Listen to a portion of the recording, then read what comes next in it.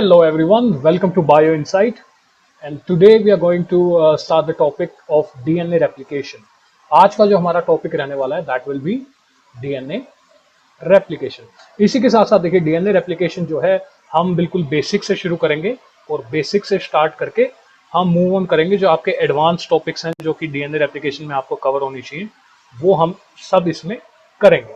तो देखिए DNA replication को शुरू करने से पहले हमें थोड़ा सा डीएनए के बारे में जानते हैं. हम देखिए डीएनए की जो फुल फॉर्म है आपकी that is deoxy ribo nucleic acid. Nucleic acid जो हैं आपके, न्यूक्लिक एसिड मतलब न्यूक्लियस में पाए जाने वाले जो न्यूक्लिक एसिड हैं ये आपके दो तरह के होते हैं. आपके पास डीएनए होता है और दूसरा जो है आपके पास आरएनए होता है. आरएनए की जो फुल फॉर्म है that is again quite simple. Ribo nucleic acid जो है आपका वो कहलाता है आरएनए. हमारा जो टॉपिक है वो हम कवर करने वाले हैं आज. देखिए डीएनए से हम डीएनए का स्ट्रक्चर यहाँ पे देखेंगे. तो डीएनए जो है, डीएनए के अंदर आपके पास दो पॉलीन्यूक्लियोटाइड चेन्स होती हैं. There are present two polynucleotide chains. Okay, तो यहाँ पे अगर मैं बात करूं तो देखिए आपके पास यहाँ पे एक नया वर्ड आया दैट इज न्यूक्लियोटाइड. तो देखिए आगे चलने से पहले हमें समझना पड़ेगा कि न्यूक्लियोटाइड जो है आपका इसका मतलब क्या है. जो डीएनए है, डीएनए आपका तीन चीजों से बना होता है. डीएनए के अंदर आपके पास तीन चीजें जो हैं वो प्रेजेंट होती हैं. उनमें शुगर आती है आपकी, उसके साथ साथ आपके पास फॉस्फेट ग्रुप होता है आपका एक. ओके, जो फॉस्फेट ग्रुप है उसको आप PO4 टू नेगेटिव भी कह सकते हैं यहाँ पे. इसका दूसरा नाम जो है यहाँ पे वो होता है जी फॉस्फोरिक एसिड. फॉस्फोरिक एसिड से आपको फॉस्फेट ग्रुप जो है वो मिलता है.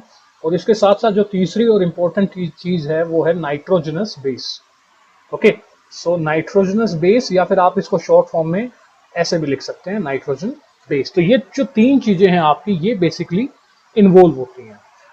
जो शुगर आपके डीएनए के अंदर प्रेजेंट होती है वो होती है आपकी डिऑक्सी राइबोज शुगर.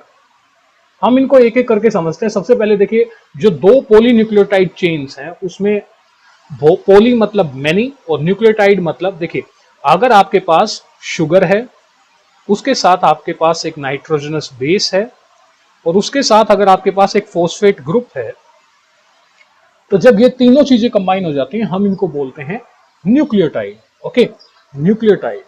और न्यूक्लियोटाइड जो हैं इनके अंदर जैसा कि मैंने बता दिया तीन चीजें होती हैं आपके पास, sugar, nitrogenous base, phosphate group. Sugar, DNA की अगर मैं बात करूं तो जो शुगर हमारे पास होगी वो होगी डिऑक्सी राइबोज शुगर. ओके, और अगर आरएनए अगर हम डिस्कस करें तो आरएनए के अंदर जो शुगर आपकी होती है, आरएनए जो है उसकी शुगर होगी आपकी राइबोज शुगर. देखिए डिऑक्सी राइबोज और राइबोज में सिर्फ एक ही चीज का फर्क है, वो हम आगे जाके देखेंगे.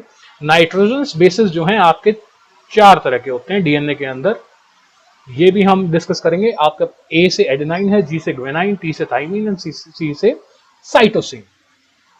So let's start. देखिए न्यूक्लियोटाइड जो है आपका sugar plus nitrogenous base plus phosphate group. Okay, इसी के साथ अगर मैं यहां पे लिखूं कि आपके पास सिर्फ एक शुगर है उसके साथ नाइट्रोजनस बेस है but there is no phosphate group, तो इस चीज को हम बोलते हैं nucleoside. Okay, I hope that is clear. तो देखिए जो न्यूक्लियोटाइड है आपके डीएनए की अगर मैं बात करूं तो जो न्यूक्लियोटाइड है ये आपको चार तरह के मिलते हैं. These are of four types. तो यहां पे हम लिख देते हैं these are of four types. तो देखिए स्ट्रक्चर जो है, सबसे पहले मैं आपको फॉस्फेट ग्रुप बना के दिखाता हूं. ये आपका जो है कुछ इस तरह से फॉस्फेट ग्रुप होता है और इसको हम PO4 2 नेगेटिव भी लिख सकते हैं. यहाँ पे जो शुगर है, मैंने बताया कि जो शुगर है आपके पास वो होगी डिऑक्सी राइबोज शुगर. जो डिऑक्सी राइबोज शुगर है, हम इसका अगर स्ट्रक्चर की बात करें तो कुछ इस तरह का आपको स्ट्रक्चर देखने को मिलेगा. यहाँ पे हर पॉइंट जो है वो एक कार्बन को डिनोट कर रहा है और इसी के साथ साथ यहाँ पे कुछ इस तरह का स्ट्रक्चर यहाँ पे होगा. यहाँ पे OH, H,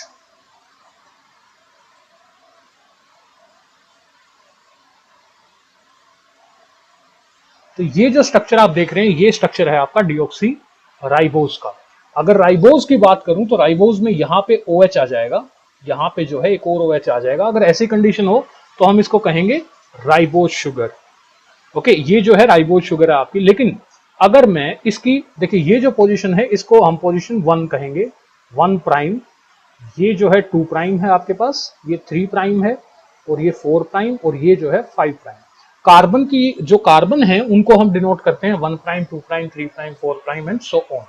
तो जैसा कि आप देख सकते हैं डीऑक्सीराइबोज और राइबोज दोनों में 5 कार्बन है आपके पास, और ऐसी जो शुगर हैं जिनके अंदर 5 कार्बन होते हैं उनको हम बोलते हैं पेंटोज। तो जो यहाँ पे राइबोज शुगर है और डीऑक्सीराइबोज है, ये दोनों ही पेंटोज शुगर हैं, मतलब कि इनके अंदर 5 कार्बन है। और अगर 2 प्राइम के ऊपर आपको ऑक्सीजन मिलती है, यहाँ पे हाइड्रोक्सिल ग्रुप देखने को मिलता है, इस ग्रुप को हम क्या कहते हैं, इस ग्रुप को हम कहेंगे hydroxyl group, OH group. Hydroxyl group अगर 2 प्राइम पे है तो आपके पास राइबोज शुगर है। अगर मैं इसको हटा दूं, लगा लीजिए कि यहाँ पे जो हाइड्रोक्सिल ग्रुप है आपका वो है ही नहीं, ये कंडीशन है, तो तब ये कहलाएगी आपकी deoxyribose sugar. Okay, so I hope कि ये पॉइंट आपका क्लियर होगा यहाँ पे। इसी के साथ देखिए आगे चलते हैं, आगे जो है हम देखते हैं, जो अगला मैंने आपको बताया था कि जो थर्ड आइटम है आपको जो कि यहाँ देखने को मिलेगा, that will be nitrogenous bases. Nitrogenous bases जो हैं आपके दो तरह के होते हैं, इनको हम डिटेल में भी देखेंगे, पहले एक बार फटाफट देख लेते हैं बेसिक्स। आपके पास प्यूरीन्स होते हैं और पाइरिमिडीन्स होते हैं। प्यूरीन्स अगेन दो तरह के होते हैं आपके पास होगा एडेनाइन और उसके साथ ही ग्वेनाइन। पाइरिमिडीन अगेन दो तरह के होते हैं। डीएनए की अगर मैं बात करूं तो डीएनए के अंदर दो तरह के पाइरिमिडीन देखे जाते हैं, साइटोसिन एंड थाइमिन। अगर आरएनए डीएनए के अंदर ये चार मिलते हैं, इनको डिनोट करने का तरीका बड़ा ही सिंपल है, AGCT। ओके, तो देखिए अब जो है हम बात करते हैं, यहाँ पे हम लगा लीजिए एग्जांपल ले लेते हैं, हम एडेनाइन को लेके चलेंगे। ओके, हम किसको लेके चलेंगे यहाँ पे, एडेनाइन को, और हम देखेंगे कि जो ये तीनों चीजें हैं, आपका फॉस्फेट ग्रुप है आपके पास, जो नाइट्रोजनस बेस है और जो शुगर है, वो कैसे एक न्यूक्लियोटाइड को बनाते हैं। तो मैं यहाँ पे आपको फटाफट जो है एडेनाइन का स्ट्रक्चर बना के दिखा देता हूँ। तो देखिए एडेनाइन का जो स्ट्रक्चर है वो कुछ इस तरह का होगा। अगेन यहाँ पे जहां भी पॉइंट है वहां पे एक कार्बन है, ठीक है। तो यहाँ पे हम एक यहाँ पे NH2 ग्रुप होगा, इस पोजीशन पे भी आपका N होगा कार्बन की जगह, यहाँ पे भी N होता है और यहाँ पे भी N होता है। इसीलिए तो हम इसको कहते हैं, क्या कहते हैं, नाइट्रोजनस बेस। नाइट्रोजनस बेस मतलब यहाँ पे कुछ कार्बन को रिप्लेस करके उनकी जगह नाइट्रोजन प्रेजेंट है। ओके, और ये जो है जैसा कि आप देख सकते हैं, ये बेंजीन रिंग है आपके पास एक, और यहाँ पे भी एक डबल बॉन्ड है। तो ये जो स्ट्रक्चर है, यहाँ पे N के साथ जो है एक H भी लगा होगा, क्योंकि देखिए नाइट्रोजन जो है वो आपके 3 बॉन्ड बनाता है। तो नाइट्रोजन अगर यहाँ पे है तो एक बॉन्ड तो ये आपके पास, दूसरा बॉन्ड ये है, तीसरा ये है। तो ये मैंने यहाँ पे स्ट्रक्चर बना दिया है, ये आपका स्ट्रक्चर है एडेनाइन का। ओके, तो अब आइए देखते हैं कि ये तीनों चीजें मिलके, सबसे पहले हमने जो कहा था कि न्यूक्लियोटाइड जो है वो कैसे बनता है। तो न्यूक्लियोटाइड में जो डिऑक्सीराइबोज है और जो फॉस्फेट ग्रुप है ये जुड़ते हैं। जो फॉस्फेट ग्रुप है वो आपका जुड़ेगा, ये जो फॉस्फेट ग्रुप है ये आपका जुड़ेगा 5 प्राइम कार्बन के साथ, जो 5th कार्बन है उसके साथ। पहला कार्बन आपका यहाँ पे है, दूसरा कार्बन यहाँ है, तीसरा, चौथा, और ये आपका जो है 5वां है। तो 5th कार्बन के ऊपर जो है फॉस्फेट ग्रुप जुड़ता है। कैसे जुड़ता है आइए उसको समझते हैं। यहाँ पे देखिए होगा क्या, just give me a minute, हम इसको हटा देते हैं एरो को ताकि हम अच्छे से समझ पाए। तो देखिए यहाँ पे होगा क्या, एक तरह से कंडेंसेशन रिएक्शन होगी। ये जो आपका हाइड्रोजन है और यहाँ पे जो OH है, हाइड्रोक्सिल ग्रुप जो है, ये जो है दोनों निकल जाएंगे। यहाँ पे होगा क्या, -H2O वाटर रिलीज हो जाएगा और इनका एडिशन हो जाएगा। तो कैसे होगा, यहाँ पे पहले इसको हम कंटिन्यू रखेंगे, ऐसा कैसा ही बनाएंगे, और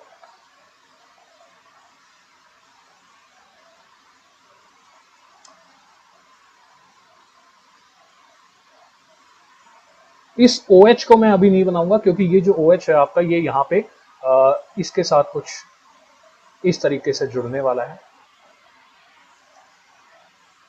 तो इस तरीके से जो है आपके फॉस्फेट और नाइट्रोजनस बेस जो है वो शुगर के साथ जुड़ते हैं। तो यहाँ पे अगर हम बात करें तो यहाँ पे कंडीशन क्या होगी, कंडीशन यहाँ पे कुछ ऐसी होगी।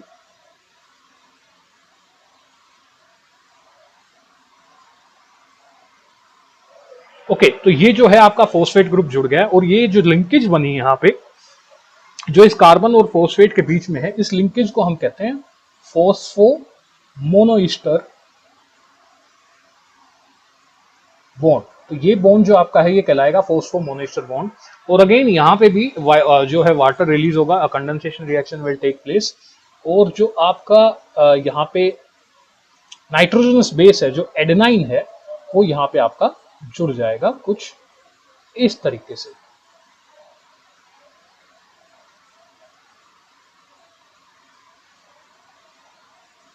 ये आपके डबल बॉन्ड्स हैं यहाँ पे NH2 ग्रुप है, इन पोजीशंस पे जो है आपका नाइट्रोजन है,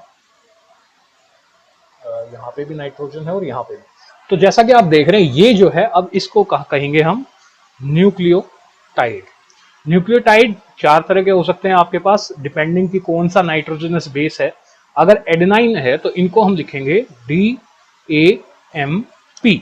देखिए यहाँ पे मतलब है इस चीज का DAMP का, डी से मतलब है डिऑक्सी राइबो, डिऑक्सी मतलब कि जो आपकी शुगर है वो डिऑक्सी राइबोज शुगर है यहाँ पे। ओके, ए से एडिनोसिन, तो इसकी जो फुल फॉर्म है वो कुछ इस तरह से होगी, डिऑक्सी एडिनोसिन मोनोफॉस्फेट। तो इसका नाम ही बता रहा है, देखिए जो डिऑक्सी है इसका मतलब है कि आपकी जो शुगर है वो डिऑक्सी राइबोज है। यहाँ पे जो 2 प्राइम पोजीशन है उसके ऊपर हाइड्रोक्सिल ग्रुप प्रेजेंट नहीं है, वहां पे एक ऑक्सीजन कम है, इसलिए डी मतलब नहीं है, ऑक्सीजन ऑक्सी मतलब ऑक्सीजन। एडिनोसिन मतलब कि जो आपके पास यहाँ पे नाइट्रोजनस बेस है वो एडेनाइन है, और मोनोफॉस्फेट मतलब मोनो मतलब 1 और फॉस्फेट मतलब आपका जो फॉस्फेट ग्रुप है। तो जैसा कि आप देख सकते हैं यहाँ पे सिर्फ एक ही फॉस्फेट ग्रुप है। ओके, तो ये है आपका न्यूक्लियोटाइड। ओके, जो न्यूक्लियोटाइड है ये जो अब बहुत सारे न्यूक्लियोटाइड, अगर मैं इसके स्ट्रक्चर को यहाँ पे सिंप्लीफाई करके लिखूं तो आप इसको ऐसे भी डिनोट कर सकते हैं, बड़ा ही सिंपल तरीका है। यहाँ पे एक आप शुगर को लिख दीजिए, उसके साथ यहाँ पे जो अटैच है आपका वो क्या है, नाइट्रोजनस बेस है, यहाँ पे एडेनाइन है, और उसके साथ साथ यहाँ पे आपका एक फॉस्फेट ग्रुप है। तो ये भी एक सिंपल तरीका है आपको यू कैन से न्यूक्लियोटाइड को रिप्रेजेंट करने का। दिस इज अ सिंपलिस्टिक वे। तो जो न्यूक्लियोटाइड है वो चार तरह के आपके पास हो सकते हैं। एडेनाइन है तो DMP, अगर आपके पास थाइमीन है तो DTTP, सॉरी MDTMP, और ये आपके पास जो है कंडीशंस हो सकती हैं।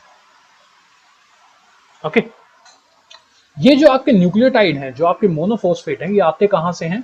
देखिए आमतौर पे ये जो कंडीशन है ये कुछ इस तरह से होती है कि आपके पास कंडीशन होती है DATP, DGTP, DCTP और DTTP।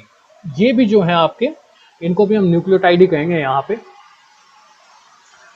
इन न्यूक्लियोटाइड से जब आप एक एक फॉस्फेट, क्योंकि अगर आप इसकी डेफिनेशन देखें तो यहाँ पे T का मतलब है, जो आखिरी में T है इसका मतलब है try phosphate. Okay, try phosphate मतलब जहां पे यहाँ एक फॉस्फेट ग्रुप है, इसके साथ दो और होंगे, 3 फॉस्फेट ग्रुप होंगे। लेकिन अगर कुछ इस तरह से अगर मैं दिखाऊं आपको, तो अगर ये कंडीशन है तो इसको हम कहेंगे DATP। लेकिन अगर मैं इसमें से यहाँ पे ये दोनों जो फॉस्फेट ग्रुप हैं आपके, इनको रिमूव कर दूं कुछ इस तरीके से, तो यहाँ पे आपकी जो कंडीशन आ जाएगी वो हो जाएगी DAMP। तो इसको समझना पड़ेगा। देखिए जो ये हैं आपके पास यहाँ पे ट्राइफॉस्फेट न्यूक्लियोटाइड्स हैं, वही कन्वर्ट होते हैं। वो क्या करते हैं कुछ इस तरीके से, DATP जो है, क्योंकि उसके साथ यहाँ पे 3 फॉस्फेट होंगे, वो कन्वर्ट होता है आपका DAMP में। और जो 2 फॉस्फेट यहाँ लगे हुए थे, जो पहले यहाँ लगे हुए थे, इस केस में ये DATP है, अगर मैं इन दोनों फॉस्फेट्स को यहाँ से हटा दूं, ठीक है, अगर मैं इसको भी रिमूव कर दूं यहां से कुछ इस तरीके से, तो जो आपका DAMP बन जाएगा, जो कि आप यहां देख सकते हैं, उसके साथ जो 2 फॉस्फेट ग्रुप हैं वो रिलीज हो जाएंगे। इन फॉस्फेट ग्रुप को हम कहेंगे पायरोफॉस्फेट। ओके, ये हम डिटेल में आगे पढ़ेंगे कि कैसे ये रिएक्शन होती है। तो देखिए आई होप कि आपको न्यूक्लियोटाइड समझ में आ गया है। अगर बहुत सारे न्यूक्लियोटाइड जो हैं वो एक साथ जुड़ जाएं, जैसा कि मैंने आपको बताया था कि पोली न्यूक्लियोटाइड, पोली का मतलब क्या है, मैनी, और न्यूक्लियोटाइड का मतलब क्या है, न्यूक्लियोटाइड, जैसा कि हम यहाँ पे समझ रहे हैं। तो जब बहुत सारे न्यूक्लियोटाइड जुड़ जाते हैं तो आपके पास बनती है एक पोली न्यूक्लियोटाइड चेन, और DNA के अंदर है 2 पोली न्यूक्लियोटाइड चेन, कुछ इस तरीके से होंगी। यहाँ पे शुगर है, फॉस्फेट है, शुगर है, फॉस्फेट है। शुगर के साथ यहाँ पे नाइट्रोजनस बेस भी लगा होगा, लगा लीजिए एडेनाइन है, यहाँ पे थाइमिन है, अगेन शुगर है आपके पास, यहाँ पे लगा लीजिए कि ग्वेनाइन है। और इस तरीके से जो आपकी ये जो है ये कहलाएगी आपकी एक पॉलीपेप्टाइड चेन। ओके, ये क्या कहलाएगी आपकी एक पॉलीपेप्टाइड चेन। और जब ऐसी ऐसी दो पॉलीपेप्टाइड चेन आपस में जुड़ जाएं, तो अगर मैं इसको सिंपली रिप्रेजेंट करना चाहूं तो इसको हम ऐसे भी रिप्रेजेंट कर सकते हैं। यहाँ पे हमें बस लिखना पड़ेगा कि नाइट्रोजनस बेस जो है वो कैसा है। तो ये जो आपकी शुगर और फॉस्फेट बैकबोन है, ये जो शुगर और फॉस्फेट की जो यहाँ पे बैकबोन है, इसको हम एक सिंपल लाइन से यहाँ पे रिप्रेजेंट कर रहे हैं। और जो नाइट्रोजनस बेस हैं उनको हम ऐसे भी रिप्रेजेंट कर सकते हैं। ओके, तो आपको पता ही होगा कि जो न्यूक्लियोटाइड हैं आपके, ये एक दूसरे के साथ हाइड्रोजन बॉन्डिंग करते हैं। क्या करते हैं? Hydrogen bonding. देखिए हाइड्रोजन बॉन्डिंग होती क्या है, बड़ी सिंपल सी चीज है। आपके पास एक इलेक्ट्रोनेगेटिव एटम है, इलेक्ट्रोनेगेटिव एटम जैसे कि आपके पास ऑक्सीजन हो सकता है, आपके पास नाइट्रोजन हो सकता है। ऐसे जो इलेक्ट्रोनेगेटिव एटम हैं वो हाइड्रोजन के साथ बॉन्डिंग करते हैं, और इस बॉन्डिंग को हम कहते हैं hydrogen bonds. Okay, electronegative atom होना चाहिए आपके पास एक, वो जो है हाइड्रोजन के साथ बॉन्डिंग करता है, और ऐसी बॉन्डिंग को हम कहते हैं हाइड्रोजन बॉन्डिंग। तो एडेनाइन जो है वो दो बॉन्ड बनाता है, आपके दो हाइड्रोजन बॉन्ड बनाता है थाइमिन के साथ, और जो ग्वेनाइन है ये 3 हाइड्रोजन बॉन्ड बनाता है आपके साइटोसिन के साथ। ये उल्टा भी हो सकता है, आप इसको ऐसे भी लिख सकते हैं, इसको ऐसे भी लिख सकते हैं। तो जो बेस पेयरिंग है डीएनए में वो हमेशा आपकी इसी फॉर्म में देखने को मिलेगी, ATGC या TACG। एडेनाइन हमेशा थाइमिन के साथ और ग्वेनाइन हमेशा साइटोसिन के साथ। तो देखिए जो अब लगा लीजिए ये हमारी जो है, इसको मैं डिनोट कर रहा हूं, ये हमारी पहली पॉलीन्यूक्लियोटाइड चेन है। उसके साथ साथ दूसरी जो है वो अगेन कुछ इस तरीके से होगी। अब जो एडेनाइन है, मैंने आपको बताया एडेनाइन हमेशा थाइमिन के साथ बॉन्ड पेयर हाइड्रोजन बॉन्डिंग करेगा। तो यहाँ पे कुछ इस तरह के सिनेरियो होंगे, यहाँ पे थाइमिन है तो यहाँ पे एडेनाइन होगा, ये भी दो करेंगे। अब यहाँ पे जैसा कि आप देख पा रहे हैं यहाँ पे ग्वेनाइन है, तो ग्वेनाइन किसके साथ बॉन्डिंग करेगा? ग्वेनाइन करेगा आपकी साइटोसिन के साथ। साइटोसिन जो है ये करेगा आपकी ग्वेनाइन के साथ। तो इस तरीके से दो पॉलीन्यूक्लियोटाइड चेन जो है वो डीएनए को बनाती हैं। ओके, तो डीएनए की जो दो स्ट्रैंड हैं ये एक दूसरे के कॉम्प्लीमेंट्री हैं। यहाँ पे जो नेचर कैसा है वो है कॉम्प्लीमेंट्री। कॉम्प्लीमेंट्री मतलब कि देखिए सिंपल सी बात है, ए अगर आपका इस साइड है, फॉर एग्जांपल यहाँ पे ए है, तो यहाँ पे आपको हमेशा थाइमिन ही मिलेगा, यहाँ पे कुछ और नहीं हो सकता। ओके, और अगर जैसे कि यहाँ पे आपके पास साइटोसिन है, तो हमें पता है साइटोसिन सिर्फ ग्वेनाइन के साथ जो है हाइड्रोजन बॉन्डिंग करता है। तो अगर यहाँ पे सी है तो यहाँ पे आपको जी मिलेगा। तो इस चीज को हम कहेंगे the complementary nature of DNA. तो जो आपकी दो पॉलीन्यूक्लियोटाइड चेन है वो एक दूसरे के साथ कॉम्प्लीमेंट्री जो है बेस पेयरिंग करती है। इसी के साथ हम अगले फीचर की तरफ चलते हैं जो डीएनए का हमें देखना है, वो है, अब लगा लीजिए हम यहाँ पे जो है जो आपकी दो स्ट्रैंड्स हैं यहाँ पे ये एंटी पैरेलल है। ओके, ये क्या है आपकी एंटी पैरेलल। तो एंटी पैरेलल का देखिए बड़ी सिंपल सी बात है, अगर आपके पास ये कंडीशन हो तो इसको हम कहेंगे दिस इज पैरेलल, और अगर आपके पास ऐसी कंडीशन है तो इसको हम कहेंगे दिस इज एंटी पैरेलल। तो जो एंटी पैरेलल कंडीशन है वो आपके डीएनए के अंदर देखने को मिलती है। अगर हम एक बार ऊपर चलते हैं दोबारा इसी डायग्राम की तरफ, तो जैसा कि आप यहाँ पे देख पा रहे हैं जो दो स्ट्रैंड्स हैं इनकी डायरेक्शन होती है। इनकी डायरेक्शन क्या होती है? लगा लीजिए ये जो स्ट्रैंड है आपकी, इसकी डायरेक्शन है 5 प्राइम टू 3 प्राइम। अब ये 5 प्राइम और 3 प्राइम क्यों लिखा है ये मैं बताऊंगा। तो अगर ऊपर वाले की डायरेक्शन 5 प्राइम टू 3 प्राइम है तो नीचे वाले की जो डायरेक्शन है वो होगी 3 प्राइम टू 5 प्राइम। तो जैसा कि आप देख सकते हैं ये एक दूसरे के अपोजिट चल रही हैं, जस्ट लाइक एंटी पैरेलल। तो जो दो स्ट्रैंड्स हैं आपकी डीएनए की वो एंटी पैरेलल होती है।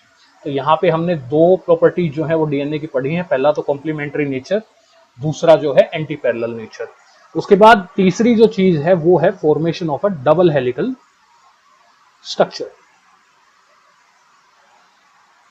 तो देखिए हेलिकल का मतलब क्या है, हेलिकल आमतौर पे क्या होता है, लगा लीजिए कि आपके पास एक एक्सिस है, ये आपके पास एक एक्सिस है, और कोई चीज अगर इसके ऐसे घूम रही है चारों तरफ,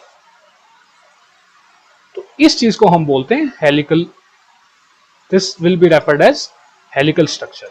और डबल हेलिकल का मतलब क्या है कि दो स्ट्रैंड्स जो हैं, आपकी जो दो स्ट्रैंड्स हैं वो कुछ इस तरीके से यू कैन से अटैच हैं एक दूसरे से, ठीक है। तो this will be referred as a double helical structure. एक बार दोबारा बना लेते हैं यहां पे। अब जैसा कि आप देख पा रहे हैं बिल्कुल ये ऊपर वाले जैसा ही चल रहा है यहाँ पे, और जो दूसरी स्ट्रैंड है आपकी, हम उसको दूसरे कलर से यहाँ पे डिनोट करते हैं, तो वो कुछ इस तरीके से इस डीएनए के साथ, इस स्ट्रैंड के साथ जो है जुड़ी होगी। इसके साथ ही इनके अंदर देखिए मैंने बताया कि हाइड्रोजन बॉन्डिंग जो होती है उसको हम सिंपली ऐसे रिप्रेजेंट करते हैं।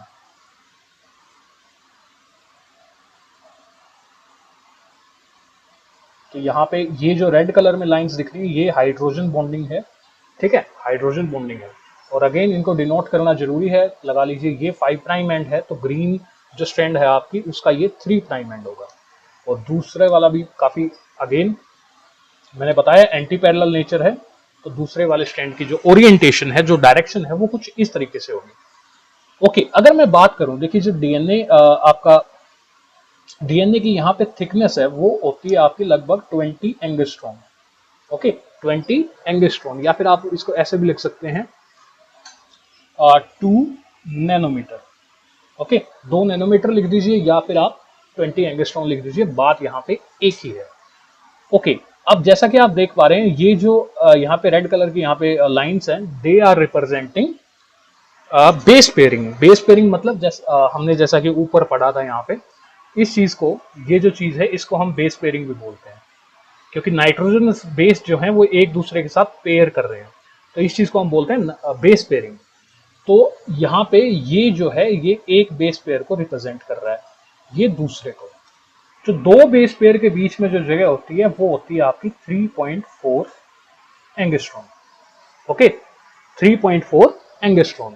और जो ये एक टर्न है, जैसे कि आप देख रहे हैं यहां से जो है शुरू होता है टर्न, अगर आप ध्यान दें, और यहां पे आके खत्म हो रहा है, तो जो एक टर्न है आपका, इसके अंदर 10 बेस पेयर होते हैं। एक टर्न के अंदर आपके 10 बेस पेयर होंगे, और जो दूरी होती है ये होगी आपकी 34 एंगस्ट्रॉम। क्लियर है? तो ये जो है काफी बेसिक स्ट्रक्चर ऑफ डीएनए है, इसको हम डिटेल में आगे भी देखेंगे। एक बार बेसिक जो है वो क्लियर होने आपके जरूरी है। इसके साथ ही हम बात करते हैं, अब देखिए अगली चीज में हम मूव ऑन करते हैं, नाइट्रोजनस बेस। तो मैंने आपको बताया नाइट्रोजनस बेस जो है वो दो तरह के होते हैं, आपके पास प्यूरिन्स हैं और आपके पास पायरिमिडीन्स है। ओके, तो देखिए जो प्यूरिन का जो स्ट्रक्चर है, ये एरोमेटिक रिंग है। एरोमेटिक रिंग दोनों में होती है आपके यहाँ। तो एरोमेटिक रिंग देखिए जैसे बेंजीन का स्ट्रक्चर होता है ना, तो बेंजीन को हम क्या कहेंगे, एरोमेटिक स्ट्रक्चर है बेंजीन का। कुछ इस तरह का अगर जो स्ट्रक्चर होगा उसको हम एरोमेटिक स्ट्रक्चर बोल सकते हैं। तो जो प्यूरिन है और जो पायरिमिडीन है, इन दोनों के अंदर ही आपको एरोमेटिक रिंग्स देखने को मिलती हैं। प्यूरिन के अंदर दो आपको एरोमेटिक रिंग देखने को मिलेंगी यहाँ पे, और पायरिमिडीन के अंदर आपको सिर्फ एक एरोमेटिक रिंग देखने को मिलेगी। ओके, दोनों के अंदर नाइट्रोजन जरूर होगा, क्योंकि ये बेसिस ही नाम में ही लिखा हुआ है नाइट्रोजनस बेसिस। तो यहाँ पे इनका स्ट्रक्चर देख लेते हैं। जैसा कि मैंने आपको बताया प्यूरिन्स जो हैं दो होते हैं आपके पास, एडेनाइन और ग्वेनाइन। और पायरिमिडीन जो है ये भी आपके पास डीएनए के अंदर दो होते हैं। डीएनए के अंदर यहाँ पे आपको साइटोसिन मिलेगा, और साइटोसिन, और यहाँ पे दूसरा जो है वो थाइमिन। रिप्रेजेंटेशन मैंने बता दी है, इनको ऐसे रिप्रेजेंट करते हैं आप, एडेनाइन को ए से। तो एक बार इनका स्ट्रक्चर देख लेते हैं। देखिए सबसे पहले हम स्ट्रक्चर देखेंगे एडेनाइन का, हालांकि हम पहले बना चुके हैं। तो एडेनाइन के अंदर मैंने बताया कि दो एरोमेटिक रिंग है। तो पहली एरोमेटिक रिंग तो आपके पास है ये, ठीक है, ये है आपकी पहली एरोमेटिक रिंग। उसके साथ साथ यहाँ पे एक दूसरी रिंग आपको देखने को मिलेगी, ये है आपकी दूसरी रिंग यहाँ पे। तो देखिए यहाँ पे ये जो है प्यूरिन्स जो है, इनके अंदर दो एरोमेटिक रिंग है आपके पास। तो कुछ इस तरह का स्ट्रक्चर होता है आपका। ओके, दोनों के स्ट्रक्चर में, एडेनाइन और ग्वेनाइन के स्ट्रक्चर में थोड़ा सा डिफरेंस होता है। देखिए सबसे पहले तो हम यहाँ पे ये गिनते हैं कि कार्बन कितने हैं। तो बड़ा ही सिंपल है, मैं अगेन बताऊंगा कि जो भी पॉइंट्स हैं वो कार्बन को रिप्रेजेंट कर रहे हैं। तो ये 1, यहाँ पे 2, 3, 4, 5, 6, 7, 8 और 9, यहाँ पे आपके 9 कार्बन होते हैं। और इनके अंदर नाइट्रोजन कुछ पोजीशन पे, जैसे कि यहाँ पे जो कार्बन है उसकी जगह आपको नाइट्रोजन देखने को मिलेगा, यहाँ पे भी आपका नाइट्रोजन होता है और यहाँ पे भी आपका नाइट्रोजन होता है। इनकी भी नंबरिंग होती है। देखिए इनकी नंबरिंग कुछ इस तरीके से की जाती है। ये जो आपकी पोजीशन है, इसको हम यहाँ पे नाइट्रोजन प्रेजेंट है तो इसको हम यहाँ पे 1 कहेंगे। ये जो है आपकी 2, 3, 4, 5 और 6, तो 6 कार्बन तो ये हैं आपके पास। उसके बाद 7, 8 और ये 9, तो 9 कार्बन यहाँ पे होते हैं आपके पास। और अगर मैं बात करूं एडेनाइन की, तो एडेनाइन के ऊपर यहाँ पे जो 6th पोजीशन है, यहाँ पे एक अमीन ग्रुप लगा हुआ है NH2, इसको हम क्या कहते हैं, अमीन ग्रुप। तो यहाँ पे ये प्रेजेंट है। और एक कार्बन जो है, इस चीज का बड़ी बेसिक चीज है, मैं फिर भी बता रहा हूँ। एक कार्बन जो है 4 बॉन्ड बनाएगा और नाइट्रोजन जो है वो 3 बॉन्ड बनाता है आमतौर पे। तो जैसा कि आप देख सकते हैं, ये जो नाइट्रोजन है यहाँ पे, इसके 3 बॉन्ड है। एक तो यही है, दूसरा यहाँ पे ये डबल बॉन्ड है और तीसरा ये। नंबर 2 पे जहां पे मैंने N नहीं लिख रखा वहां पे कार्बन है। तो कार्बन के यहाँ पे आप देख सकते हैं कि यहाँ पे 1, 2 और 3, तो 4 बॉन्ड बनाता है। तो यहाँ पे एक हाइड्रोजन जो है अटैच होगा। अगर किसी ने मेंशन नहीं कर रखा है तो हाइड्रोजन अंडरस्टूड है कि हाइड्रोजन तो है ही है, ठीक है, क्योंकि कार्बन 4 बॉन्ड तो बनाएगा ही और नाइट्रोजन जो है वो 3 बॉन्ड बनाएगा। तो अगर कहीं पे मेंशन नहीं है तो समझ जाइएगा कि वहां पे अगर बॉन्डिंग कम पड़ रही है तो वहां पे हाइड्रोजन जो है वो प्रेजेंट है। तो ये जो है, ये है आपका स्ट्रक्चर एडेनाइन का। और एडेनाइन में यहाँ पे भी आपके पास जो है, मैं माफी चाहूंगा, यहाँ पे भी आपके पास एक ग्रुप प्रेजेंट होता है, नाइट्रोजन जो है वो प्रेजेंट होती है और इसके साथ एक हाइड्रोजन लगा हुआ मिलेगा आपको। कुछ इस तरीके का स्ट्रक्चर जो है आपका एडेनाइन का। ये जो है एडेनाइन का स्ट्रक्चर है। अब आइए चलते हैं, एडेनाइन का स्ट्रक्चर हमने देख लिया। अब जो है हम मूव ऑन करते हैं ग्वेनाइन के स्ट्रक्चर से। तो ग्वेनाइन का जो स्ट्रक्चर है वो काफी सिमिलर है। अगर मैं बात करूं तो कुछ आपके पास बेसिक डिफरेंसेस जरूर मिलेंगे आपको, बाकी स्ट्रक्चर लगभग सेम है। तो यहाँ पे जैसा कि आपको पता है, पहले एडेनाइन के अंदर यहाँ पे अमीन ग्रुप था, लेकिन अब जो है यहाँ पे आपको ऑक्सीजन मिलेगी डबल बॉन्ड के साथ, क्योंकि ऑक्सीजन जो है वो 2 बॉन्ड बनाती है। काफी बेसिक चीजें हैं बट मैं स्टिल मेंशन कर रहा हूँ। तो यहाँ पे आपका अमीन ग्रुप जो है वो हट जाता है। ओके, और यहाँ पे H प्रेजेंट था, इसकी जगह आपके पास जो NH2 है वो यहाँ पे आ जाता है।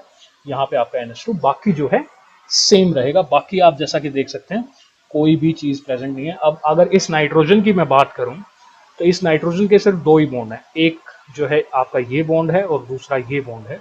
तो इसके साथ एक हाइड्रोजन लगा देते हैं क्योंकि नाइट्रोजन के 3 बॉन्ड हमें पूरे करने हैं। तो ये जो स्ट्रक्चर है ये आपका है ग्वेनाइन का। दोनों का स्ट्रक्चर जैसा कि आप देख सकते हैं काफी सिमिलर है। तो आई होप कि आपको ये समझ में आ गया होगा। तो इसी के साथ अगर आपको प्यूरिन्स का स्ट्रक्चर समझ में आ गया है, ये नंबरिंग जरूर याद रखिएगा। नंबरिंग बड़ी सिंपल है। आपके इस नाइट्रोजन से शुरू होगी 1, 2, 3, 4, 5, 6 और उसके बाद 7, 8, 9। ओके, तो जो बॉन्डिंग होती है शुगर के साथ, वो 9 पोजीशन वाला जो नाइट्रोजन है ये बॉन्डिंग करेगा आपकी शुगर के साथ। Bonding with sugar. शुगर भी कौन सी, डीएनए के अंदर डीऑक्सीराइबोज शुगर आपकी होती है।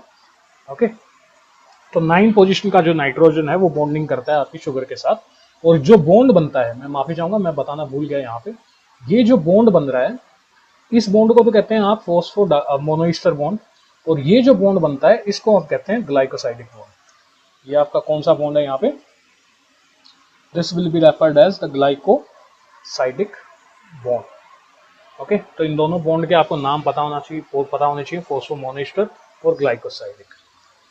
तो इसी के साथ आगे मूव ऑन करते हैं। देखिए अब हमें स्ट्रक्चर देखना है आपके पायरिमिडीन्स का। पायरिमिडीन के अगर स्ट्रक्चर की मैं बात करूं तो अगेन 2 रिंग नहीं है आपके पास, सिर्फ 1 रिंग होगी। तो हम क्या करते हैं, हम 1 रिंग को मिटा देते हैं।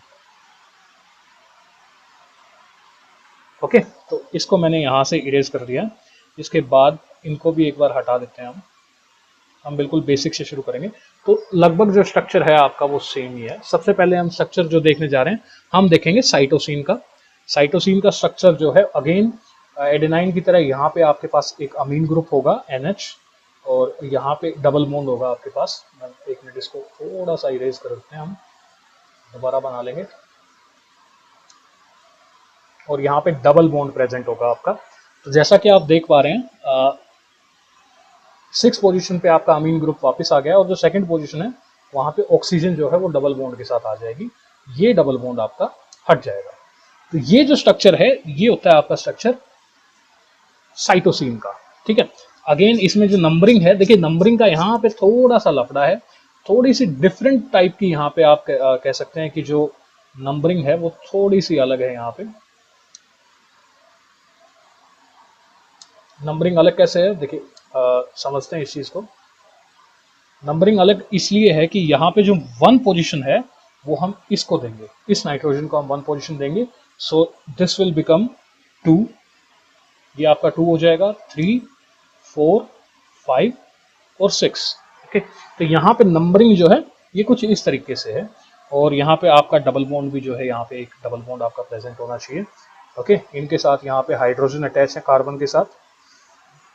सो ये जो है स्ट्रक्चर है आपका साइटोसिन का। यहाँ पे एक H भी प्रेजेंट होगा।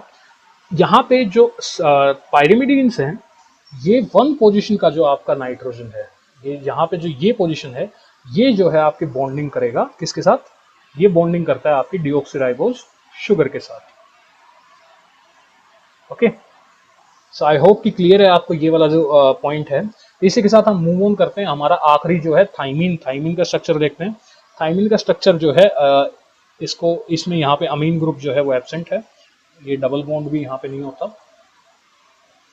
तो जो अमीन का स्ट्रक्चर है वो कुछ इस तरीके से, यहाँ पे डबल बॉन्ड के साथ 4th पोजीशन पे आपकी ऑक्सीजन प्रेजेंट है, और यहाँ पे अगर मैं बात करूं तो यहाँ पे जो H है, हाइड्रोजन था, इसको हम निकाल के यहाँ पे आ जाता है मिथाइल ग्रुप।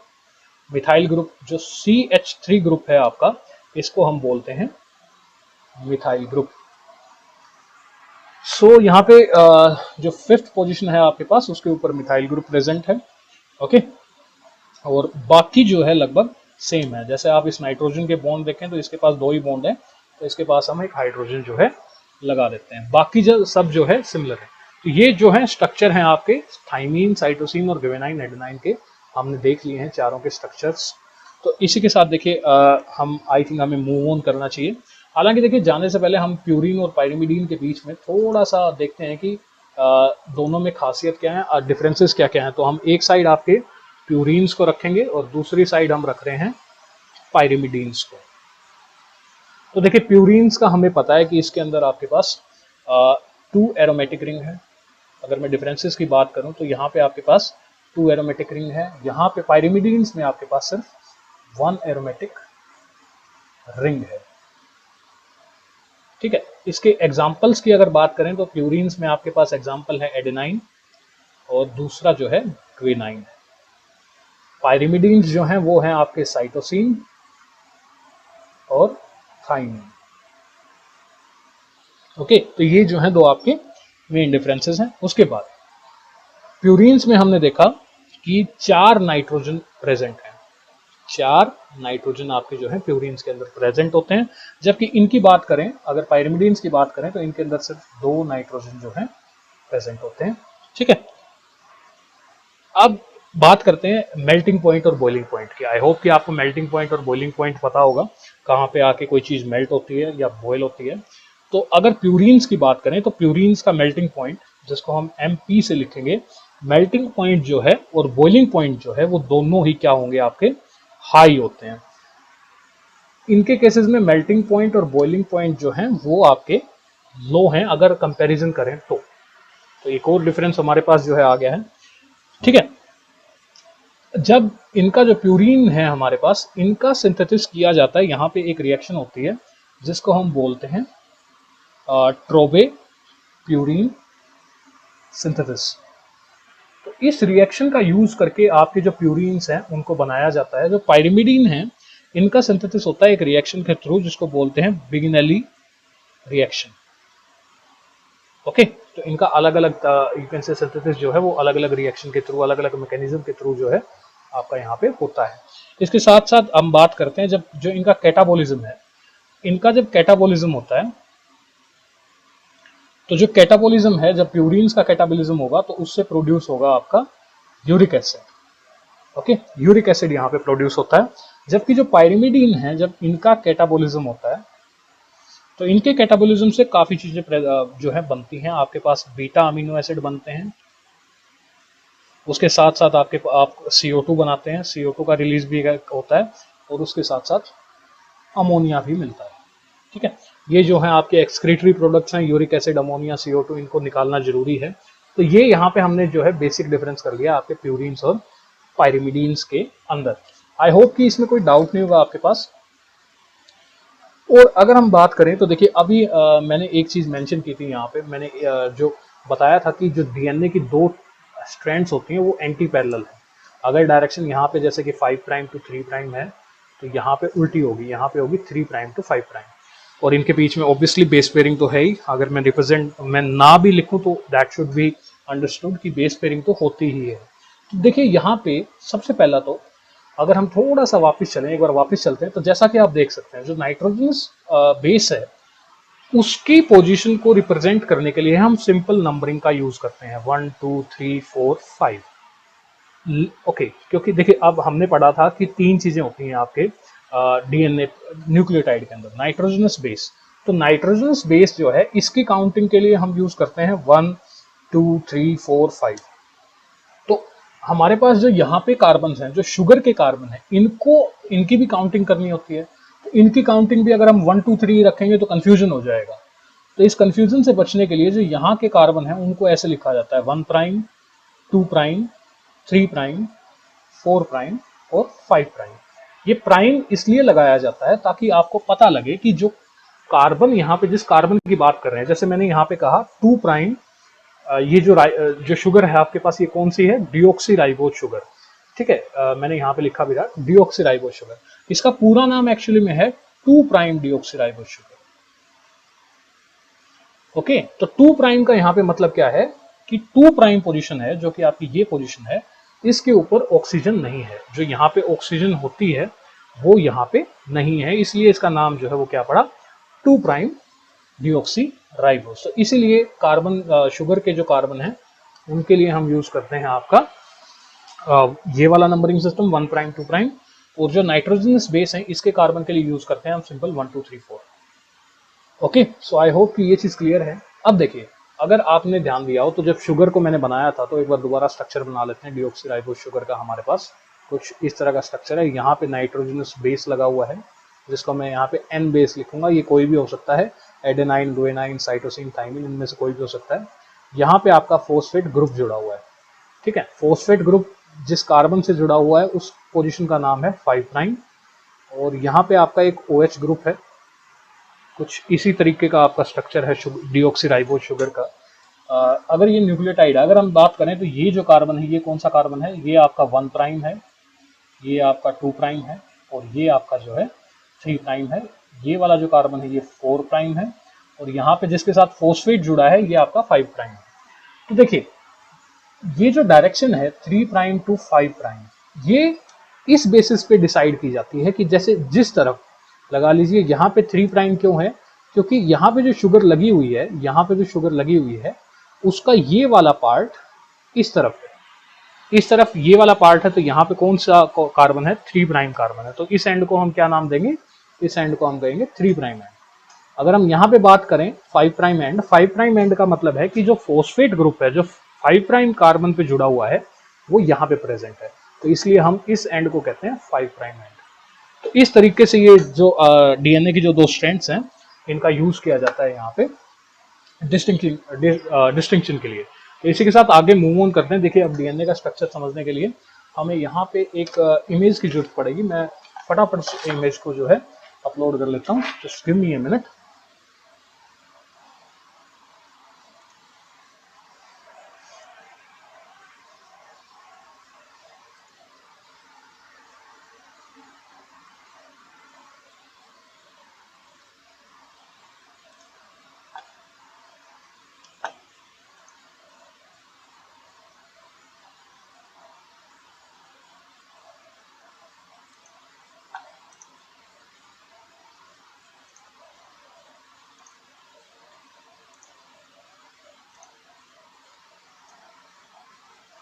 जैसा कि आई होप कि आप यहाँ पे देख पा रहे हैं, ये जो है एक यहाँ पे डिटेल स्ट्रक्चर मैं कह सकता हूँ कि आपके डीएनए का डिटेल स्ट्रक्चर है यहाँ पे। आइए इसको समझते हैं। तो जैसा कि आप देख सकते हैं, ये जो एरिया है आपका, जो यहाँ पे ये वाला जो एरिया है, इसको हम कहते हैं बैकबोन। इसको हम कहते हैं फोस्फेट बैकबोन। डीएनए की बैकबोन जो है फोस्फेट बैकबोन, ये दोनों ही आपकी क्या कहलाएंगी? Phosphate backbone. ठीक है। अब जैसा कि आपको पता है कि फोस्फेट के ऊपर यहाँ पे ऑक्सीजन के ऊपर अगर आप ध्यान दें तो यहाँ पे नेगेटिव चार्ज है। तो ये नेगेटिव चार्ज जो है ये इतना ज्यादा प्रेजेंट होता है कि डीएनए को हम कहते हैं, डीएनए जो है कैसा होता है? नेगेटिवली चार्ज है। डीएनए नेगेटिवली चार्ज क्यों है? क्योंकि जो फोस्फेट ग्रुप है बैकबोन के अंदर, डीएनए की बैकबोन के अंदर, उसके ऊपर नेगेटिव चार्ज होता है। तो जैसा कि आपने देखा है, ये जो है एक न्यूक्लियोटाइड है। मैं आपको बना के दिखाता हूँ। ये जो मैंने सर्कल किया है, ये एक न्यूक्लियोटाइड है। और आप देख सकते हैं कि ऐसे ऐसे कितने न्यूक्लियोटाइड जो हैं वो डीएनए के अंदर जुड़े हुए हैं। सो इसी की वजह से हम कहते हैं कि डीएनए जो है 2 पॉलीन्यूक्लियोटाइड चेन्स का बना है। और यहाँ पे आप देख सकते हैं हाइड्रोजन बॉन्डिंग जो हो रही है, ये जैसा कि आप यहाँ देख पा रहे हैं, let me change the colour. ये जो है थाइमीन और एडेनाइन के बीच में आप देख पा रहे हैं कि 2 हाइड्रोजन बॉन्डिंग है। ग्वेनाइन के और साइटोसिन के बीच में 3 हाइड्रोजन बॉन्डिंग है। ओके, तो इस तरीके से जो है आपका डीएनए अरेंज होता है, कॉम्प्लीमेंट्री नेचर होता है आपका। अब देखिए, मैंने बताया था कि इस तरफ की अगर मैं बात करूं, मान लीजिए हम इसको एक बार इरेज कर देते हैं कि यहाँ पे कुछ है। ठीक है। अब मान लीजिए कि आपको कोई पूछे कि ये एंड कौन सा है, तो आप क्या करेंगे कि इस स्ट्रैंड की बात कर रहा हूं मैं, आपकी जो ये वाली स्ट्रैंड है यहाँ पे, इस स्ट्रैंड की बात कर रहा हूं। कोई पूछ ले कि ये कौन सा एंड है, तो देखिए इस एंड पे सबसे नजदीक क्या है? सबसे नजदीक आपका फोस्फेट ग्रुप है। और फोस्फेट ग्रुप जिस कार्बन पे लगा हुआ है वो है आपका 5 प्राइम कार्बन। ठीक है। नंबरिंग इस साइड से शुरू होती है 1 2 3 4 5 प्राइम। तो इस एंड को हम इसलिए क्या कहेंगे? 5 प्राइम एंड। अगर इस एंड की बात करूं, इस किनारे की मैं बात करूं, तो यहाँ पे सबसे नजदीक क्या है? हाइड्रोक्सिल ग्रुप है आपका। हाइड्रोक्सिल ग्रुप किस पोजीशन पे लगा हुआ है? वो लगा हुआ है आपकी, ये कुछ इस तरीके से पोजीशन है, जो 3 प्राइम कार्बन है वहां पे जुड़ा हुआ है। इसलिए इस एंड का नाम जो है 3 प्राइम। और आप डायरेक्शन भी देख सकते हैं यहाँ पे, इसकी डायरेक्शन कुछ इस तरीके से है और इसकी डायरेक्शन जो है उल्टी है। इसलिए हम क्या कहते हैं, डीएनए की जो 2 स्ट्रैंड्स हैं, they are anti parallel to each other. मैंने आपको बताया था कि ये दूरी आपकी होती है 20 एंगस्ट्रॉम। Okay, 20 angstrom. और 2 बेसिस के बीच में जो दूरी है, मतलब ये जो दूरी है आपकी, ये होती है 3.4 एंगस्ट्रॉम। ठीक है। तो आई होप कि आपको ये चीज जो है क्लियर है डीएनए के स्ट्रक्चर से। बॉन्डिंग जो कॉम्प्लीमेंट्री नेचर है वो कहता है ए टी, टी जो है ए के साथ, जी सी के साथ और सी जी के साथ। ये जो है ये क्या है आपका? This is complementary nature of DNA. Okay, तो अगर मैं इमेजिन कीजिए आपको डीएनए के एक स्ट्रैंड देता हूं, लगा लीजिए मैं आपको सिर्फ एक ही स्ट्रैंड दे रहा हूं, ये 5 प्राइम है और ये आपका 3 प्राइम है। और यहाँ पे ऐसे बेसिस लगे हुए हैं, adenine, adenine, guanine, guanine, cytosine, thymine, thymine, कुछ भी हो सकता है, कोई भी चीज संभव है यहाँ पे। ओके, अब ये जो है आपके पास एक डीएनए की स्ट्रैंड है। और क्या अगर मैं आपको कहूं, क्या आप इसको देख के दूसरी स्ट्रैंड बना सकते हैं? तो जी बिल्कुल ही सिंपल है। यहाँ पे आप दूसरी स्ट्रैंड बना लीजिए, यहाँ डायरेक्शन उल्टी कर दीजिए। यहाँ 5 प्राइम है तो यहाँ पे क्या आएगा? 3 प्राइम। और यहाँ पे 3 प्राइम है तो 5 प्राइम, क्योंकि डायरेक्शन जो है हमें एंटी पैरेलल रखना है। उसके बाद अगर यहाँ पे एडेनिन, एडेनाइन है तो एडेनाइन के साथ क्या जुड़ता है? हमें पता है थाइमीन जुड़ता है, हम यहाँ से चेक करके डाल देंगे। और इसी तरीके से अगर मैं चाहूं तो मैं कॉम्प्लीमेंट्री नेचर ऑफ डीएनए का यूज करके, सिर्फ एक स्ट्रैंड का यूज करके दूसरी बना सकता हूं। यहाँ पे जो ये स्ट्रैंड है ये काम करती है एज अ टेम्पलेट। ये यहाँ पे क्या काम कर रही है? जो सिंगल स्ट्रैंड है ये टेम्पलेट का काम कर रही है। इसके बेसिस पे हम जो है दूसरी स्ट्रैंड का को बना सकते हैं कुछ इस तरीके से। काफी सिंपल है, राइट?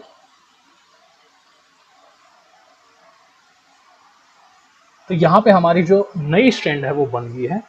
तो कॉम्प्लीमेंट्री नेचर ऑफ डीएनए का हम डीएनए रेप्लिकेशन में यूज करते हैं काफी ज्यादा। ठीक है। और यहाँ पे एक चीज जो है डीएनए का, अगर मैं बात करूं तो डीएनए की हमेशा याद रखिए, जितने एडेनिन होंगे जितने एडेनाइन होंगे आपके उतने ही थाइमिन होंगे एक डीएनए के अंदर। एक डबल स्ट्रैंडेड डीएनए की बात कर रहा हूं मैं। डीएनए हमेशा डबल स्ट्रैंडेड फॉर्म में रहता है आमतौर पे, लेकिन कभी कभी सिंगल स्ट्रैंडेड डीएनए भी आपको देखने को मिल जाएगा, कुछ वायरसेस के अंदर देखने को मिल जाएगा।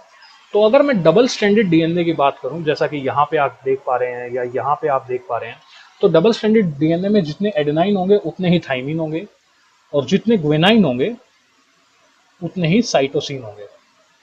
तो इसको हम सिंपली ऐसे भी रिप्रेजेंट कर सकते हैं, जितने ए हैं उतने ही आपके टी होंगे, और जितने जी हैं उतने ही आपके सी होंगे। काफी सिंपल चीज है। तो अगर इसके बेसिस पे आपको कुछ क्वेश्चंस भी मिल सकते हैं, बड़े ही जो सिंपली क्वेश्चन, मैं कहूंगा कि काफी सिंपल होते हैं। लगा लीजिए आपको कोई कहे कि एक डबल स्ट्रैंडेड डीएनए के अंदर एडेनाइन का जो कंटेंट है, एडेनाइन का कंटेंट जो है वो 20% है, और आपको आपसे पूछ ले कि तो बताओ कि साइटोसिन का जो कंटेंट है वो कितना होगा। तो काफी सिंपल है। देखिए हम इसमें क्या करेंगे, लगा लीजिए कि जो 100% बेसिस हैं उनमें से हमें पता है कि जो 20% बेसिस हैं वो क्या है आपके एडेनाइन। ठीक है, तो सिंपल सी बात है, हमें पता है जितने एडेनाइन होंगे उतने थाइमिन होंगे, तो थाइमिन भी कितने होंगे आपके 20%। 20% आपके क्या होंगे थाइमिन, क्योंकि जितने एडेनिन होते हैं उतने ही थाइमिन होंगे आपके। जो बच गया कितना आपका 60%। 20 प्लस 20 40 हो गया, 60% आपका बच गया। तो 60 में से बड़ा ही सिंपल है, क्योंकि जी और सी भी बराबर होंगे, तो 30% जो है वो आपके ग्वेनाइन होंगे और 30% जो है आपके साइटोसिन होंगे। तो यहाँ पे साइटोसिन की जो मात्रा है वो आप बता सकते हैं 30%। इस तरह के बड़े बेसिक आते हैं, चैरागाफ रूल बोलते हैं इसको। ठीक है, इसमें से काफी इस तरह के क्वेश्चन आ जाते हैं, तो प्लीज इनका ध्यान रखिएगा। लेकिन चैरागाफ रूल जो है वो डबल स्टैंडर्ड डीएनए के लिए ही एप्लीकेबल है, सिंगल स्टैंडर्ड डीएनए के लिए एप्लीकेबल नहीं होता। सो अगर बात करें हम, तो इसी के साथ आगे चलते हैं। आई होप कि जो स्ट्रक्चर ऑफ डीएनए वाला पार्ट है आपको इसमें तो कोई डाउट नहीं होना चाहिए। हमने बेसिक स्ट्रक्चर ऑफ डीएनए जो है वो पढ़ लिया है। ठीक है, इसी के साथ हमें आई थिंक मूव ऑन करना चाहिए। हमारा जो अगली चीज जो हम करने जा रहे हैं, and that is DNA replication. जो अगला हमारा टॉपिक यहाँ पे होने वाला है दैट इज डीएनए रेप्लिकेशन। देखिए डीएनए रेप्लिकेशन समझने से पहले आप ये समझिए कि डीएनए रेप्लिकेशन की हमें जरूरत क्या है। लगा लीजिए, इमेजिन कीजिए, ये आपके पास एक मेमेलियन सेल है। ये आपके पास क्या है, एक मेमेलियन सेल है। तो हमें पता है कि हमारी सेल्स जो हैं वो डिवाइड करती हैं। वो क्या करती हैं, डिवाइड करती हैं। वो एक जो है वो दो में कन्वर्ट हो जाती है, दो में डिवाइड कर जाती है, कुछ इस तरीके से। ठीक है, तो इसको हम यहाँ पे कह सकते हैं ये पेरेंट सेल है आपकी, और ये कन्वर्ट किस में हो जाती है, इनको हम बोल सकते हैं आपकी डॉटर सेल्स। तो आपने सुना होगा डीएनए को हम कहते हैं ब्लूप्रिंट ऑफ लाइफ, है ना।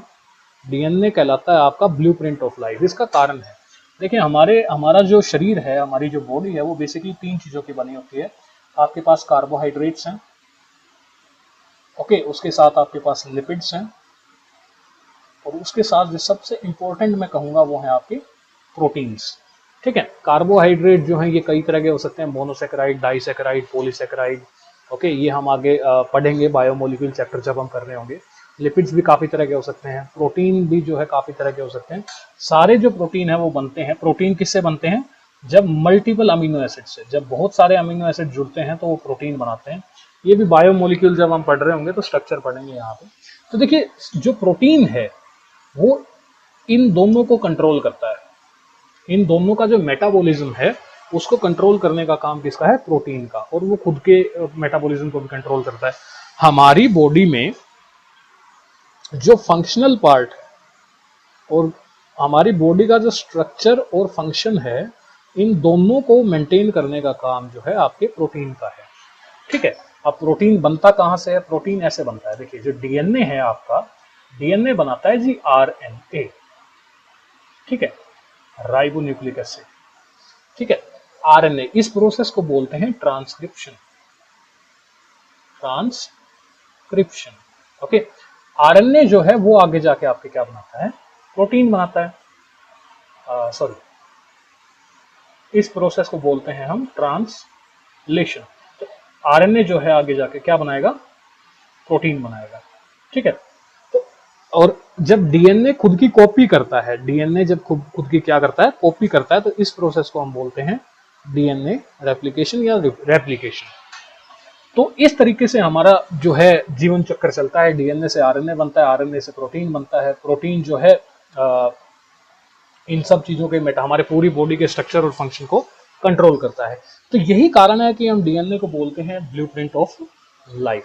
ठीक है, अब अगर हम वापस यहाँ आए, मान लीजिए ये हमारे पास एक मेमेलियन सेल है, और मेमेलियन सेल में हमें पता है,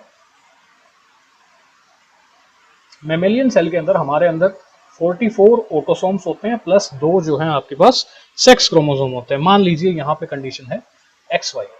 ठीक है, तो इस पेरेंट सेल के अंदर कितना डीएनए है आपके पास? 44 क्रोमोसोम्स हैं, ऑटोसोम्स हैं, और 2 जो है सेक्स क्रोमोसोम है। टोटल कितने हैं? हम टोटल ही लेके चलते हैं इसको एक बार हम 44XY लिखने की जगह हम यहाँ क्या लिख सकते हैं? हम यहाँ लिखते हैं 46 क्रोमोसोम्स है। सिंपल सी बात है। तो अगर मान लीजिए, अब क्रोमोसोम क्या है? डीएनए से ही बनते हैं। डीएनए जो है, डीएनए की पैकिंग होगी, डीएनए की क्या होगी? पैकिंग होगी, और डीएनए की पैकिंग होने के बाद क्रोमोसोम बनते हैं आपके। ओके, तो ये चीज क्लियर रखना। अगर डीएनए रेप्लिकेशन नहीं होती है तो हम यहाँ पे देखते हैं विदाउट रेप्लिकेशन। अगर रेप्लिकेशन नहीं होती है तो दोनों के अंदर आधे आधे क्रोमोसोम जाएंगे। इसके अंदर कितने होंगे? 23, इसके अंदर 23, और जब ये आगे ये डिवाइड करेंगी तो इनकी जो सेल्स हैं उनमें और भी कम जाएंगे, 11 और 12, कुछ इस तरीके से। सेम इसके साथ कंडीशन होगी। तो अगर ऐसे बात करें तो एक टाइम ऐसा होगा कि क्रोमोसोम बचेंगे ही नहीं। इसीलिए जब सेल डिवाइड कर रही होती है, जब सेल क्या कर रही होती है, सेल का जब डिवीजन होता है तो डिवीजन जो है उसके लिए कुछ स्टेप्स फॉलो करते हैं। एक सेल जब 2 में डिवाइड होती है तो उसको कुछ स्टेप्स फॉलो करने पड़ते हैं। उन स्टेप्स को हम बोलते हैं cell cycle. Okay, cell cycle. तो सेल साइकिल में होता क्या है? सेल साइकिल कुछ आपकी इस तरह की है, क्योंकि एक साइकिल है तो हम यहाँ पे एक सर्कल बना लेते हैं। सेल साइकिल में फेजेस होते हैं। ओके, कुछ इस तरीके से मेनली 4 फेजेस होते हैं आपके। जो पहला फेज है वो होता है आपका जीवन। ठीक है, जीवन में सेल करती क्या है? देखिए, वैसे तो बहुत कुछ करती है, लेकिन मेन काम क्या है जीवन में? जीवन में आप डीएनए रेप्लिकेशन की तैयारी करते हैं। ठीक है, डीएनए रेप्लिकेशन की तैयारी करते हैं। डीएनए रेप्लिकेशन के लिए प्रिपेयर होती है सेल कि उसको अपने डीएनए की एक कॉपी बनानी है। ठीक है, उसके बाद आता है आपका S1, जीवन का मतलब है ग्रोथ 1। उसके बाद आता है आपका S फेज। S फेज के अंदर डीएनए की रेप्लिकेशन होती है, डीएनए रेप्लिकेट करता है। उसके बाद जो अगला फेज आता है उसको हम बोलते हैं G2 या ग्रोथ 2। ग्रोथ 2 में ये चेक किया जाता है, सेल 2 काम करती है मेनली। इसके बाद जो यहाँ पे फेज आता है इसको M फेज बोलते हैं, माइटोसिस फेज या मियोटिक फेज, डिपेंड करता है कि सेल माइटोसिस कर रही है या मियोसिस। मान लीजिए माइटोसिस कर रही है तो यहाँ पे M फेज का मतलब है माइटोटिक फेज। ओके, जो G2 है उसमें सेल 2 चीजें करती है बेसिकली। पहली बात वो चेक करती है डीएनए रेप्लिकेशन सही से हुई है या नहीं।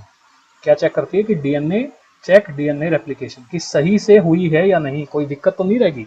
कोई चीज लगा लीजिए, क्योंकि हमारे अंदर डीएनए बहुत सारा होता है, और कहीं अगर मान लीजिए कि किसी सेगमेंट की कॉपी नहीं हुई तो दिक्कत हो जाएगी, क्योंकि जो यहाँ से डीएनए इन सेल्स में जाने वाला है वो इन सेल्स के सर्वाइवल के लिए जरूरी है।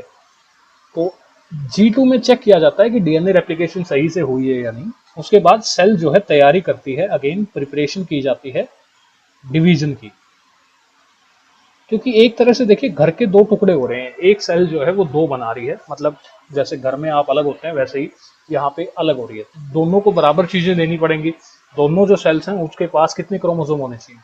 44 प्लस XY लगा लीजिए, मेल है तो दोनों के अंदर इतने ही जाने चाहिए, 46, कम नहीं होना चाहिए। क्योंकि डीएनए अगर कम हुआ तो समस्या हो सकती है इस सेल को सरवाइव करने में। ओके, सो इसकी चेकिंग कहाँ की जाती है? That will take place in the growth 2 phase. Okay, इनमें सबसे लंबा जो फेज है, अगर मैं बात करूं, अगर नॉर्मल सेल की बात करूं मैं, तो जो जीवन है ये आपका सबसे लंबा फेज होता है। जो M फेज है ये आपका सबसे छोटा फेज होता है। ठीक है, जीवन नॉर्मल मेमेलियन सेल जो है डिवाइड करने के लिए 24 घंटे लेती है। ओके, 24 घंटे में से 11 घंटे तो यहीं लग जाते हैं आपके, जीवन में ही 11 घंटे लग जाते हैं। M फेज जो है सबसे छोटा होता है, इसके अंदर 1 घंटा लगता है। S फेज के अंदर लगभग 7 घंटे लगते हैं आपको, और G2 के अंदर अब देख लो कितने बचे आपके पास, आई थिंक 11 और 7 18 19, तो आपके पास जो 5 आवर बचे वो आपके G2 में लगते हैं। ओके, सो आमतौर पे जो जीवन है वो आपका सबसे लंबा फेज होता है। तो इसी के साथ हम आगे बात करते हैं, आगे चलते हैं। आई होप कि आपको ये चीज़ समझ में आ गई होगी डीएनए रेप्लिकेशन क्यों जरूरी है, क्योंकि जब कोई सेल डिवाइड करती है तो उसको बराबर क्रोमोसोम जो है आगे भेजने पड़ते हैं।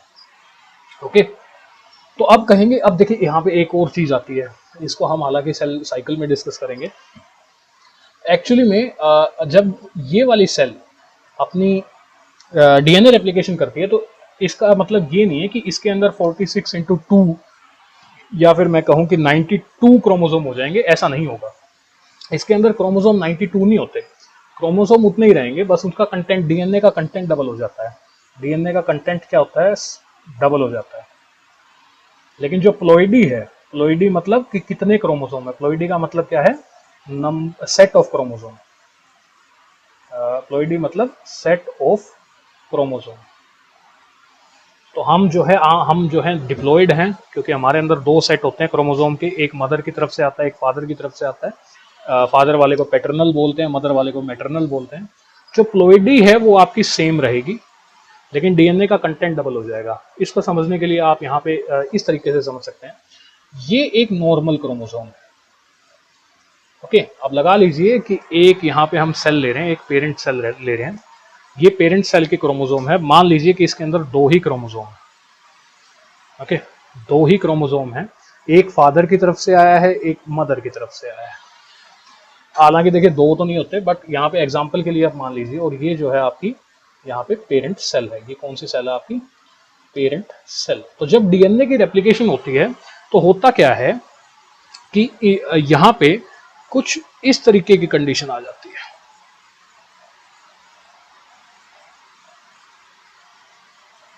अब देखिए, अगर कोई पूछे क्रोमोसोम कितने हैं, भाई क्रोमोसोम तो दो ही हैं, अब भी एक ये वाला है और एक ये वाला है, एक पैटर्नल है एक मैटरनल है। लेकिन अगर मैं बात करूं तो डीएनए का कंटेंट जो है वो डबल हो गया। डीएनए कंटेंट यहाँ पे क्या हो चुका है, डबल हो चुका है। ठीक है, ये इनको बोलते हैं हम, ये क्रोमेटिड्स कहलाती हैं। ये जो आपको यहाँ पे दिख रही हैं, इनको हम क्या बोलते हैं, क्रोमाटिड्स। ठीक है, और ये जो दो हैं आपस में एक ही क्रोमोसोम की जो दो क्रोमेटिड्स होती हैं उनको हम बोलते हैं sister chromatids. Okay, sister chromatids. तो और जब डीएनए यहाँ पे एम फेज के अंदर डिवीजन होता है तो होता क्या है कि ये जो दो क्रोमोसोम है, हम सेल को दोबारा बना देते हैं, ये दो जो क्रोमोसोम है ये कुछ इस तरीके से सेल के बीच में आते हैं और यहाँ पे स्पिंडल बनता है। ठीक है, स्पिंडल से ये दो किनार, स्पिंडल के दो पोल होते हैं आपके, वहां से ये ऐसे अटैच हैं। और जब यहाँ पे डिवीजन होता है तो होता क्या है कि इनको ये इस तरफ खींचते हैं और ये इस तरफ, ये इस तरफ और ये इस तरफ। तो ये जो है दोनों अलग हो जाते हैं कुछ इस तरीके से। स्टार्टिंग में ऐसे होते हैं, उसके बाद कुछ इस तरह की इनकी शेप आ जाती है, इनको अलग कर लिया जाता है।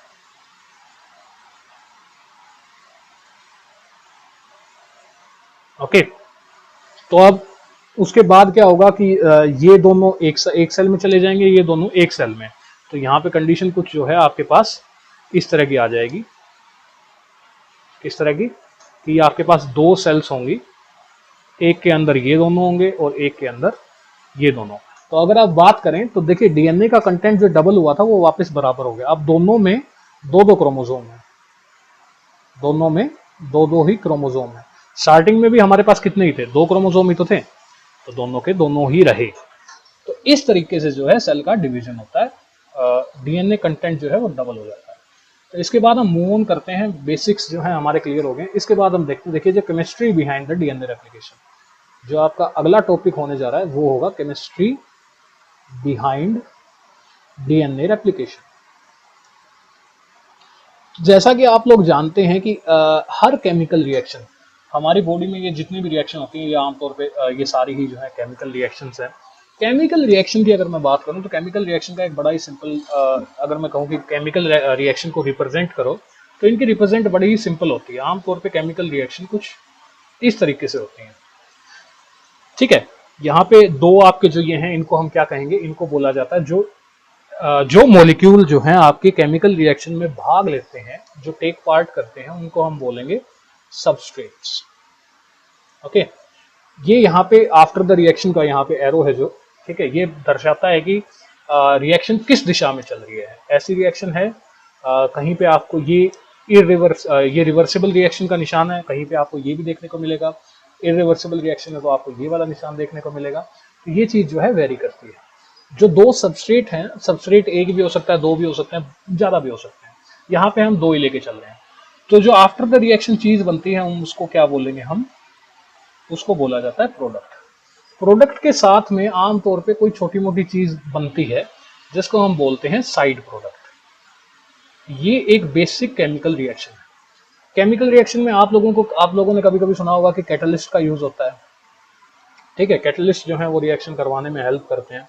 तो अगर ये एक नॉर्मल रिएक्शन है और हम डीएनए रेप्लिकेशन को भी एक केमिकल रिएक्शन मान लें, तो क्वेश्चन ये उठता है कि डीएनए रेप्लिकेशन के सबस्ट्रेट क्या है, उसके प्रोडक्ट क्या हैं और उसके कैटलिस्ट क्या क्या है। तो आइए इस पे ही हमारा डिस्कशन जो है शुरू करते हैं। सबसे पहले मैं यहाँ पे आपको बता देता हूँ कि डीएनए रेप्लिकेशन की अगर मैं बात करूँ, डीएनए रेप्लिकेशन में आपके पास there are two substrates. Catalyst की बात करूं तो बायोलॉजी में देखिए कैटलिस्ट नहीं होते। बायोलॉजी में जो कैटलिस्ट होते हैं उनको बोला जाता है बायोकैटलिस्ट। बायोकैटलिस्ट भी बोल सकते हैं, या आप उनका दूसरा नाम जो है वो होता है एंजाइम्स।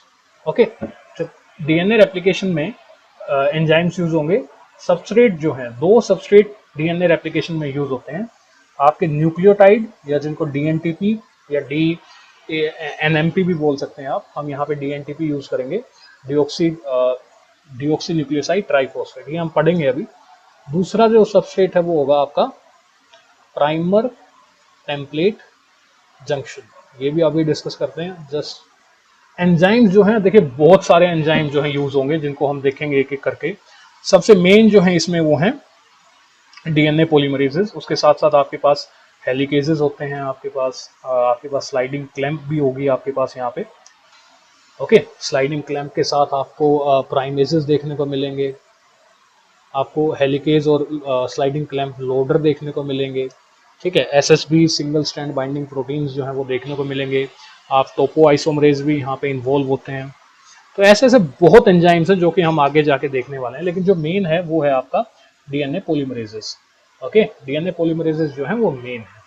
प्रोडक्ट क्या बनता है, देखिए जो प्राइमर प्रोडक्ट, हम एक्चुअली ये मैं यहाँ पे लिखूंगा नहीं, ये मैं यहाँ पे छोड़ रहा हूँ, ये हम देखेंगे कि प्रोडक्ट बनता क्या है। साइड प्रोडक्ट जो होता है वो आपका आमतौर पे पायरोफॉस्फेट होता है, ठीक है। तो ये जो है मैंने बता दिया है। अब जो है हम शुरू करते हैं कि सबस्ट्रेट के साथ शुरू करते हैं। तो पहली जो चीज हम देखने जा रहे हैं वो हम देखेंगे two substrates for DNA replication. DNA replication के लिए जो दो सबस्ट्रेट आपको चाहिए वो आपके पास क्या होने चाहिए।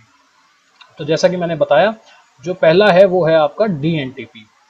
जो डीएनटीपी है, ये चार तरह के होते हैं हमारे पास, डीएटीपी, डीटीटीपी, डीजीटीपी, डीसीटीपी, ये चार तरह के आपके पास देखने को मिलते हैं।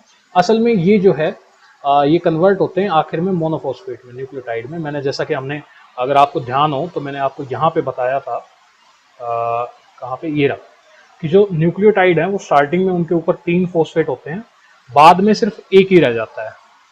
जो पायरोफॉस्फेट है वो रिलीज कर दिया जाता है, मतलब जो 2 फॉस्फेट हैं वो रिलीज कर दिए जाते हैं। तो जो सबस्ट्रेट है वो यहाँ पे ये होते हैं आपके पास, और इनको बोला क्या जाता है, इनको बोला जाता है डीएनटीपी, ठीक है। जुड़ेगा क्या, ये वाला, मतलब सिंगल मोनोफॉस्फेट वाला जो है वो जुड़ेगा, और लेकिन जो सबस्ट्रेट होता है वो आपका ट्राइफॉस्फेट वाला होगा। तो आइए देखते हैं कि डी जो हमारा जो पहला सबस्ट्रेट है, इसकी फुल फॉर्म क्या है। ये इसका मतलब यहाँ पे क्या है, डिऑक्सी न्यूक्लियोसाइड ट्राइफॉस्फेट, ये जो है यहाँ पे आपका मैं कहूँगा कि पहला जो है सबस्ट्रेट है। अब देखिए इसी के साथ अगर हम बात करें तो इसको ब्रेक डाउन करके देखते हैं। सबसे पहले यहाँ पे जो वर्ड डिऑक्सी है, डिऑक्सी का मतलब है कि इसमें जो शुगर यूज हो रही है वो कौन सी है, 2 प्राइम डिऑक्सी राइबोस, ठीक है।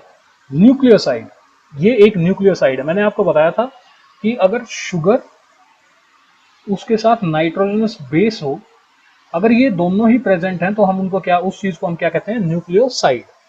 उसके साथ क्या है, ट्राइफोस्फेट। ट्राइफोस्फेट मतलब 3 आपके पास फोस्फेट ग्रुप प्रेजेंट है। तो आई होप कि ये जो नाम है आपको क्लियर होगा। इसको बाय स्ट्रक्चर समझते हैं हम। लगा लीजिए ये आपके पास जो है यहाँ पे शुगर है, ठीक है। शुगर के 3 प्राइम पे आपके पास OH है, 2 प्राइम पे OH नहीं है, इसलिए इसको हम क्या कहते हैं, 2 प्राइम डीऑक्सीराइबोस, क्योंकि 2 प्राइम के ऊपर कोई ऑक्सीजन नहीं है, जो कि आम तौर पे होती है। अगर राइबोस शुगर की बात करें तो 2 प्राइम में ऑक्सीजन होगी और डीऑक्सीराइबोस में नहीं होगी। 1 पोजीशन पे आपके यहाँ पे जुड़ा होता है जी नाइट्रोजनस बेस। ये आपके साथ नाइट्रोजनस बेस जो है वो यहाँ पे जुड़ा हुआ है। 5 प्राइम जो कि यहाँ पे कार्बन होता है, 5 प्राइम कार्बन पे जुड़ा होगा आपका फोस्फेट। अब देखिए, अब यहाँ पे फोस्फेट कितने हैं, 3 है। तो ये स्ट्रक्चर है आपका एक DNTP का, जो डीऑक्सी न्यूक्लियोसाइड ट्राइफॉस्फेट है। अब देखिए, पहली बात डीऑक्सी इसने क्यों लिखा, क्योंकि जो शुगर है वो डीऑक्सीराइबोस है।